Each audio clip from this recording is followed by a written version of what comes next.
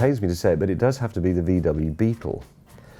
Not just for the car itself, and not just because it's the best-selling car the world's ever seen, but because of the story behind it, which is a fascinating one, because it has a huge amount of socio-political baggage, the Beetle. It started off as a very visionary idea of a people's car. That's what it's called. It wasn't called the Volkswagen at first, but that's what those things were generically called, Volkswagen, Volksauto. People's cars. That was a very strong idea in Europe in the 1930s, and especially in Germany, where there was a lot of excellent engineering going on. And the idea was formed. It was probably to some extent stolen from other people.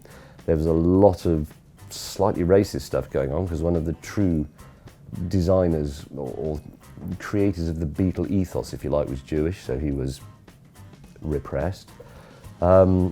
It was paid for by the German people, who were ripped off because they never got the cars, and the factory was actually used to make munitions and revenge weapons using slave labour, a lot of who perished, and then the car was actually virtually extinct after the war, and then it was rescued by the British Army. Various British and American car companies didn't want it because they thought it was awful, so the whole thing was given back to the Germans, and they put it into production properly, and it turned out to be the car they thought it was, which was a great people's car.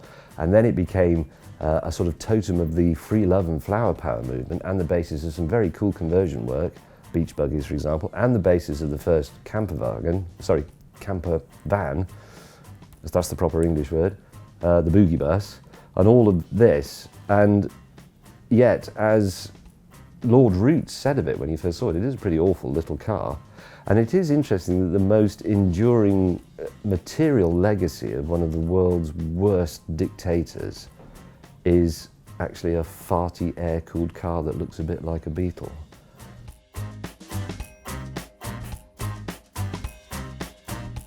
So click here to watch the best of, what was I supposed to say? Oh, sorry, yes, Best of Cars of the People, my programme on BBC Brits. Is that correct? Can I go?